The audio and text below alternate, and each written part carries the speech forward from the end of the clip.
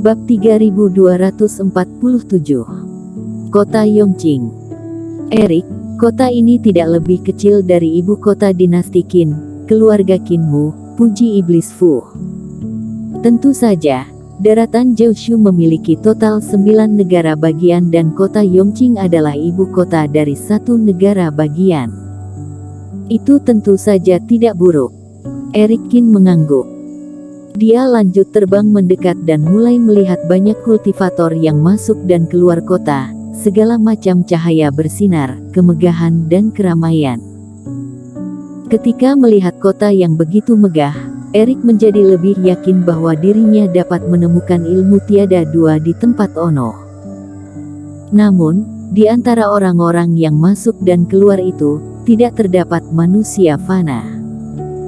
Kota Yongqing adalah kota pertama di Qingzhou, juga merupakan salah satu dari 3 kota besar Qingzhou yang hanya menerima kultivator. Tidak ada solusi lain, meskipun jumlah kultivator di daratan Jiushu tidak sebanyak di daratan dunia dewa, namun kota Yongqing sudah kewalahan menerima kultivator, sehingga manusia fana menjadi dilarang masuk. Ketika tiba di luar gerbang kota, identitas Tuan Besar Pola Bintang tetap sangat berguna. Ditambah dengan Erik menyerap banyak reiki ketika berada di perjalanan dan mengembalikan basis kultivasinya ke puncak fase transendensi, pengawal kota Yongqing pun tidak berani mengabaikannya. Erik berhasil memasuki kota Yongqing tanpa menghabiskan banyak usaha. Ketika sebelumnya berada di luar kota, dia selalu melihatnya dengan dilapisi oleh selapis kain kasa, tetapi kali ini dia akhirnya memasuki kota. Segala macam suara langsung masuk ke telinganya dan ada juga pejalan kaki di jalan. Tampaknya tidak ada perbedaannya dengan kota manusia fana kuno. Namun, Erik melihat sekilas tempat tersebut. Meskipun tidak perlu mendeteksinya dengan kerohanian, tetapi terdapat kultivasi fase transendensi di jalan yang tidak kurang dari 10 orang. Kota tersebut layak menjadi kota terbesar pertama. Jika dirinya masih berada pada kultivasi fase keilahian, dia benar-benar akan menjadi seperti manusia fana. Erik tidak memiliki waktu untuk berjalan santai, dia segera menyusuri jalan sesuai dengan lokasi spesifik yang sebelumnya diberikan oleh Mak kepadanya dan dia segera tiba di depan Istana Bintang. Jika kota Yongqing seperti binatang raksasa yang tergeletak di tanah, maka Istana Bintang di sini seperti binatang kecil. Gerbang istana tinggi dan megah, ujung dari dinding di kedua sisi juga tidak terlihat secara sekilas. Kota Yongqing adalah markas besar Istana Bintang di Qingzhou. Istana Bintang saja sudah lebih besar dari seluruh kota Wushu. Meskipun tempat tersebut dikatakan sebagai istana, sebenarnya dapat dianggap sebagai sekte. Erik melangkah maju dan mengeluarkan token kepada kultivator yang menjaga pintu. Apakah Tuan Besar Pola Bintang datang ke sini untuk berkunjung atau untuk berlatih? Tanya kultivator tersebut. Apa bedanya? Tanya Erik. Teman seiman seharusnya pertama kali datang ke sini. Kultivator ini juga tidak terkejut ketika melihat Erik yang bingung. Dia tersenyum tipis dan mulai menjelaskan. Seperti ini, teman seiman dapat berjalan dengan lancar di sebagian besar tempat pada Istana Bintang. Biasanya asal identitas teman seiman adalah Tuan Besar Pola Bintang. Namun, markas Istana Bintang ini dibagi menjadi 2 bagian. Semua aula di depan tidak ada bedanya dengan Istana Bintang lainnya, yang dapat memberi sedikit bantuan atau menampilkan beberapa sosok kepada teman seiman. Namun aula belakang Istana Bintang merupakan tempat yang digunakan untuk membudidayakan kultivator, meneliti berbagai jenis aturan langit dan bumi, yang mirip dengan beberapa sekte besar. Jadi, teman seiman hanya bisa memasuki aula depan kecuali memiliki slip giok yang menunjukkan bahwa ada masalah yang ingin teman seiman selesaikan. Erik tercerahkan, Istana Bintang Kota Yongqing ini seperti sekte-sekte pemurnian obat atau pemurnian alat di daratan dunia dewa, yang bagian depannya terbuka untuk orang asing dan melakukan berbagai jenis bisnis. Namun, hanya orang dalam yang diperbolehkan masuk ke tempat pelatihan sesungguhnya sekte tersebut. Hal ini juga termasuk wajar. Istana Bintang bertugas meneliti hukum dan aturan langit dan bumi. Jika situasinya berisik seperti pasar sayur, lingkungan untuk berlatih akan sama sekali tidak ada. Permisi bertanya, di manakah aula koleksi buku tempat ini? Di aula depan atau aula belakang? Tanya Erik. Apakah maksud teman seiman adalah paviliun koleksi buku? Itu ada di aula depan dan belakang. Tapi, tempat yang sesungguhnya bisa menampung buku-buku koleksi dunia tentu saja di aula belakang, jawab kultivator tersebut. Kalau begitu, mohon kepada teman seiman untuk memberitahu aku di mana tempat pemujaan Steve. Erik akhirnya mengerti semuanya. Tidak heran mengapa Mark sengaja meninggalkan Slip dan menyuruhnya untuk menghubungi Steve setelah mengetahui idenya. Tampaknya akan sedikit repot untuk masuk ke dalam Istana Bintang yang sesungguhnya jika tidak dipimpin oleh anggota tempat tersebut. Setelah bertanya dengan jelas tempat di mana Steve berada, Erik langsung menuju tempat tersebut.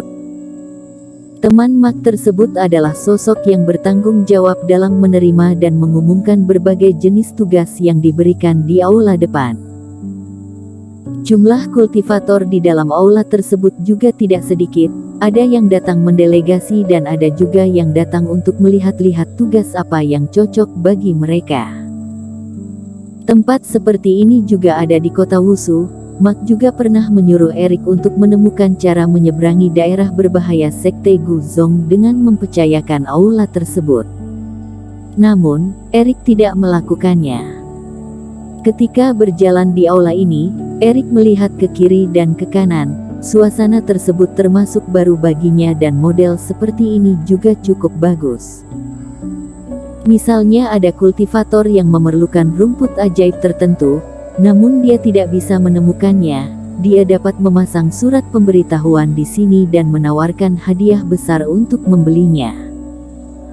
Atau ada kultivator yang ingin pergi ke daerah berbahaya dari tempat tertentu tetapi kekurangan pembantu, mereka juga boleh mencari rekan seiman dengan kultivasi yang setara di tempat ini. Dengan adanya tempat praktis seperti ini akan mempercepat kecepatan dan kemungkinan berhasilnya suatu hal. Namun, daratan dunia dewa tidak memiliki tempat yang sejenis dengan tempat tersebut. Setelah dipikir-pikir, Erik merasa hal itu dikarenakan daratan dunia dewa terlalu besar dan berbagai kekuasaan besar bercampur, tidak memiliki kekuasaan besar seperti Istana Bintang untuk menyaring dan mempublikasikan hal-hal tertentu. Jika dia tidak bisa menemukan ilmu tiada dua di tempat ini, menggunakan tempat ini untuk membagikan misi juga menjadi sebuah solusi. Namun sebaiknya jangan mencapai tahap itu. Setelah tiba di belakang istana, dia menyerahkan undangan pengunjungan. Kultivator yang bertanggung jawab ini sangat sopan. Dia meminta Erik untuk menunggu di ruang tamu, lalu menyerahkan teh kepadanya dan segera meninggalkan tempat tersebut. Di salah satu ruangan aula, seorang pria paruh baya sedang menangani berbagai macam urusan istana. Setelah melihat satu persatu berbagai macam gulungan dan slip giok yang menumpuk di depannya, pria tersebut menyerahkannya kepada bawahannya dan melakukan berbagai macam rencana. Membagikan misi maupun membuat surat pendelegasian tentu bukanlah hal yang mudah. Alasan mengapa kultivator daratan Jiushu mempercayai Istana Bintang karena berbagai pemberitahuan yang dikeluarkan mereka semuanya bereputasi baik dan pada dasarnya tidak menipu. Untuk melakukan hal ini perlu menilai apakah delegasi tersebut benar atau tidak dan Steve bertanggung jawab atas jabatan ini di Istana Bintang. Master Guru, tadi ada seorang kultivator muda yang datang ke sini dan mengatakan bahwa dirinya adalah teman dari Mark, teman baikmu. Dia juga membawa tas penyimpanan Mark, ujar seorang kultivator muda yang masuk dengan tergesa-gesa ketika Steve sedang sibuk. "Mark," ujar Steve sambil mengangkat alisnya. "Aku mengingatnya, dia adalah teman seiman Chen yang pernah membantuku menyelesaikan masalah besar pada belasan tahun yang lalu. Dia adalah orang yang baik. Namun, kami telah bertahun-tahun tidak bertemu. Apakah Mark sendiri juga datang?" "Hanya teman Mark saja yang datang, aku tidak melihat yang lain." "Bagaimana penampilan orang tersebut?"